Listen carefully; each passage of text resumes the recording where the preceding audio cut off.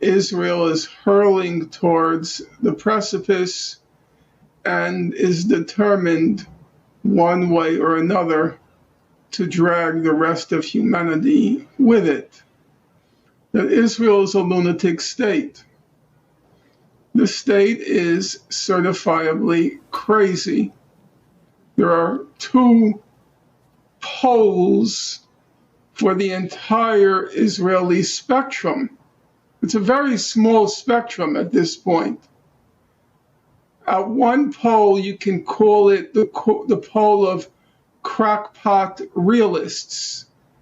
That was a term coined by the sociologist C. Wright Mills in his book, The Causes of World War III.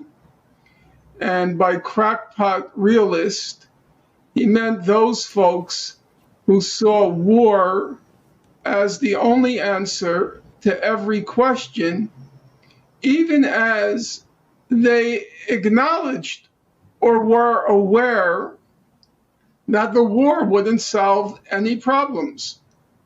It's just their first and their last reflex. They were crackpots, but they were also of completely sound mind. At the other end of this very narrow spectrum are those who advocate what's called the Samson option. And you can find an interesting analysis of the Samson option in Professor Noam Chomsky's book, Fateful Triangle. And the Samson option is very simple. I should also point out the notion that Professor Chomsky pointed to was then elaborated on about, I guess, 5 or 10 years later, I can't remember now, by Seymour Hersh, the investigative reporter, in a book called The Samson Option. And the Samson option basically is very simple.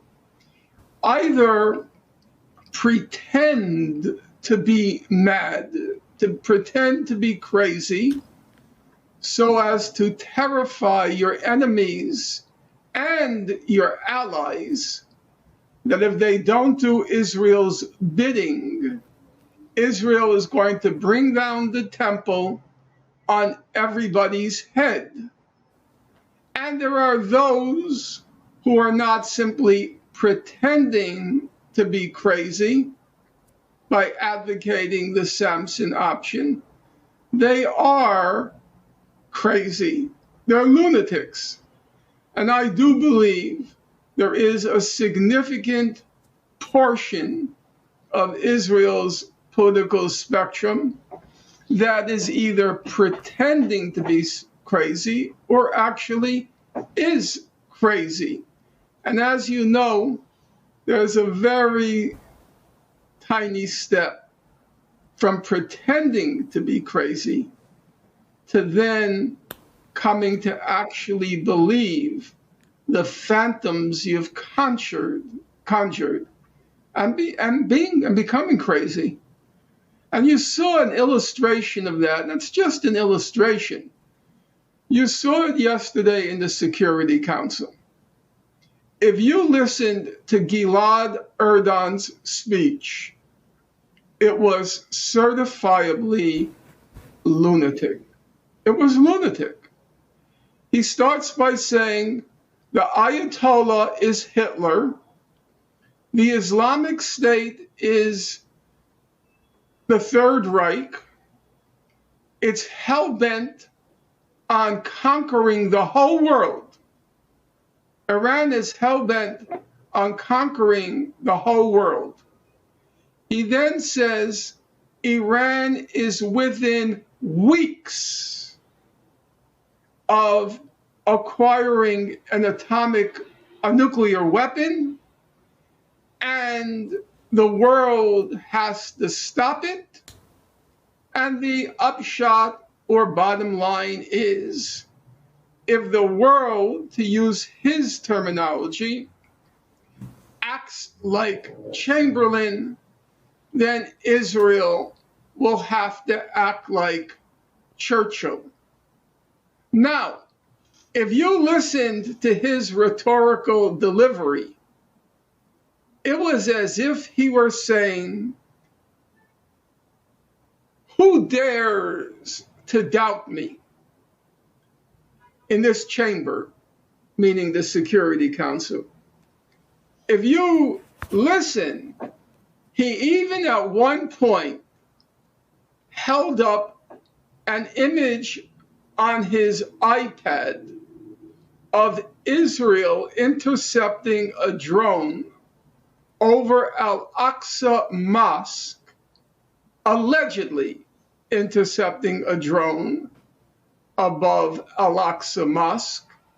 And then he said that Israel is the true protector of Islamic holy sites, and the Islamic Republic of Iran is the defiler of these holy sites.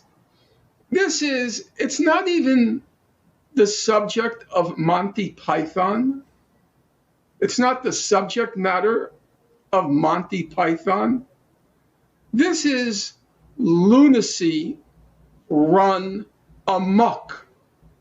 And if even half of Israeli society and only half of the Israeli political elite thinks this, and in my opinion, it's much more than half, the place is crazy. I think we're at that point where, as I said, this notion of the Samson option, it has two aspects. Pretend that you're crazy in order to get others to do your bidding for fear that you're going to do something lunatic.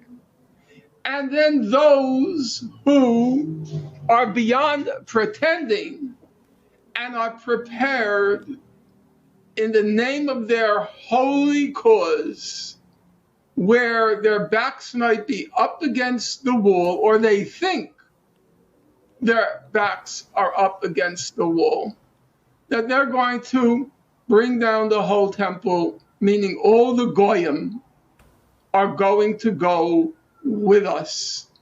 It's a very scary prospect now. And I don't believe that Iran has many options. Once Israel is determined to go to war,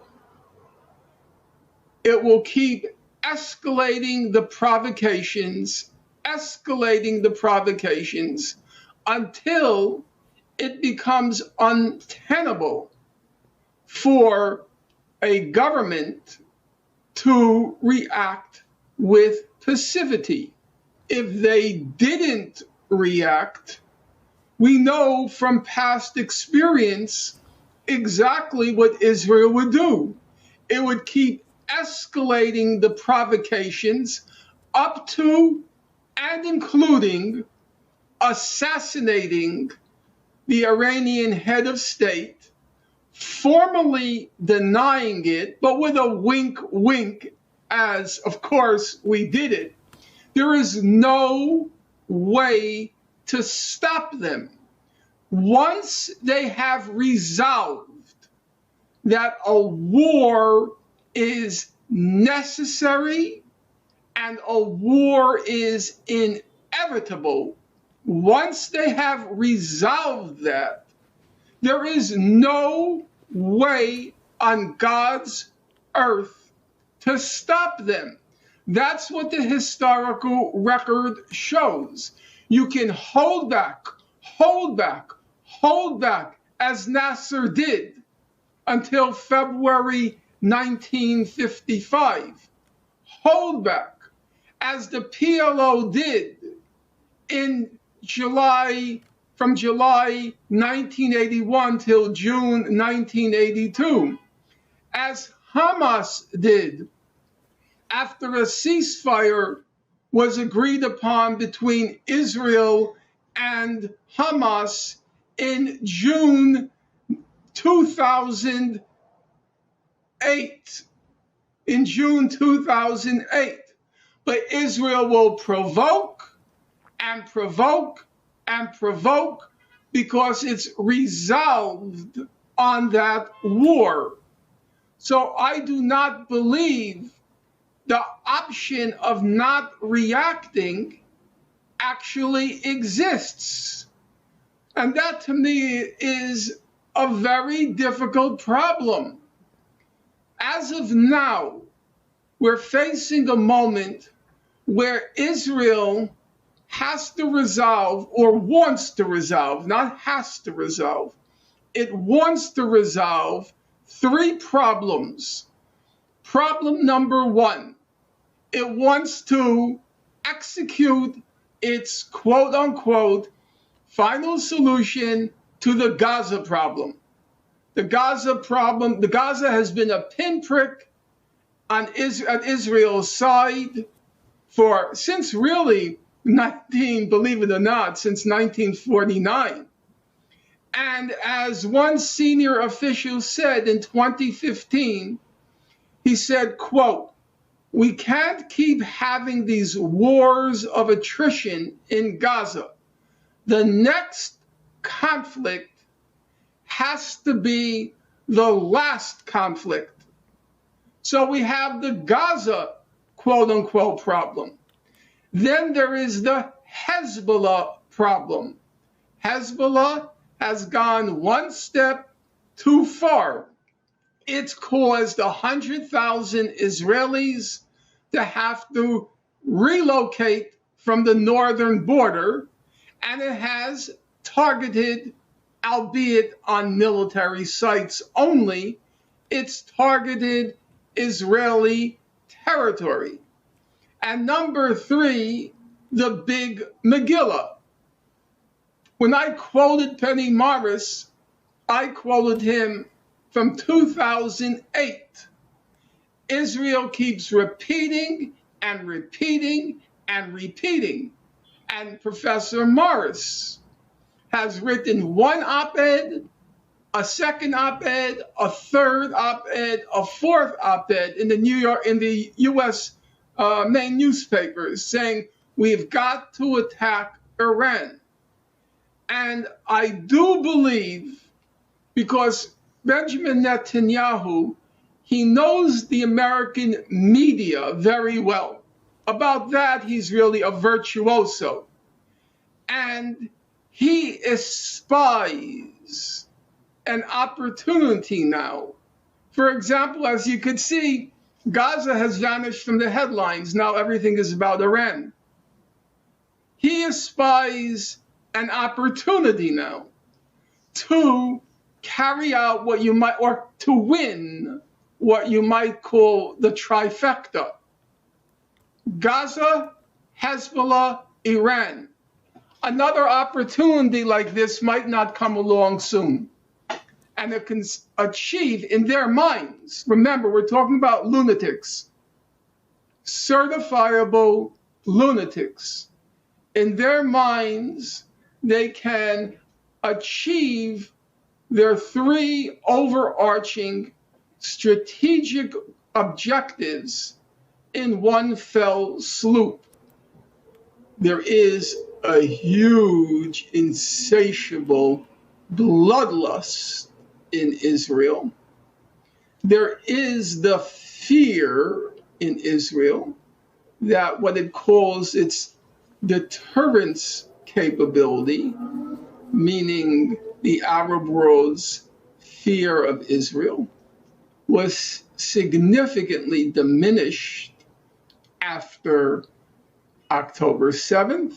Israel appeared to be, I'm not saying it is, but appeared to be much weaker than had hitherto been imagined.